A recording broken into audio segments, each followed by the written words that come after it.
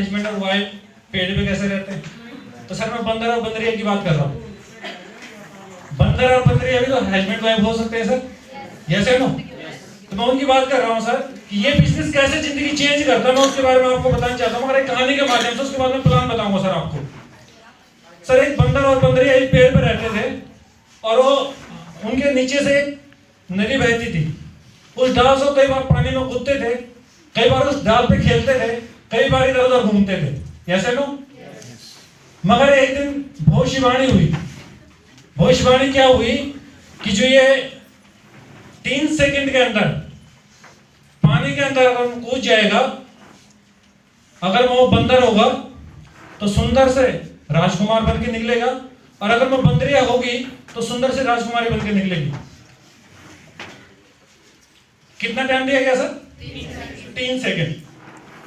इतने में बंदर छपक से कूद गया उसके अंदर में। बंदरिया ने देखा इधर उधर, दाएं बाएं देखा तो अपना जो हस्बैंड है उनको दिखा नहीं, तो समझ गए कि ये नीचे कूद गया। उसके बाद में उन्होंने देखा कि अरे थोड़ी देर बाद हलचल मचने लगी, पानी में आया नहीं, मगर थोड़ी टाइम जैसे बीता तो उसमें से एक सुंदर सा राजकुमार निकल पड़ा। वो कौन था सर? बंदर था। यानी कि आप मेरी बातों को सही से सुन रहे हो। बंदर था मगर उसमें से क्या निकला सर? राजकुमार। इतना देखते ही जो बंदरिया थी वो भी कूद पड़ी, और जब वो कूद पड़ी तो बंदर साइड पर खड़ा हो गया, उसका इंतजार कर रहा है कि मेरी राजकुमारी निकले गया।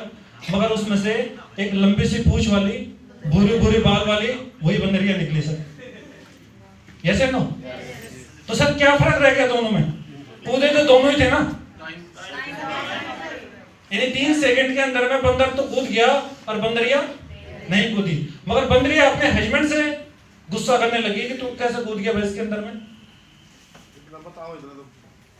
वो बोला कैसे कूद गए तुम, बिना पूछे मेरे को कैसे कूद गए? क्योंकि 3 सेकंड का टाइम है सर, पूछने में तो पूरा दिन निकल जाएगा, इससे अच्छा उसने तो कूद दिया।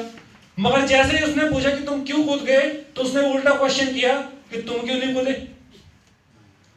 तो उसने फिर एक बात बोला कि भाई मैं तो इसलिए नहीं कूदी कि मैं सोचा कोई पेड़ के पीछे से मजाक कर रहा है, क्योंकि रोज तो हम इस नदी में नहाते हैं, रोज तो हम नीचे कूदते ही हैं, फिर आज तक कभी हुआ नहीं ऐसी बात, तो शायद कोई पीछे से मजाक कर रहा है।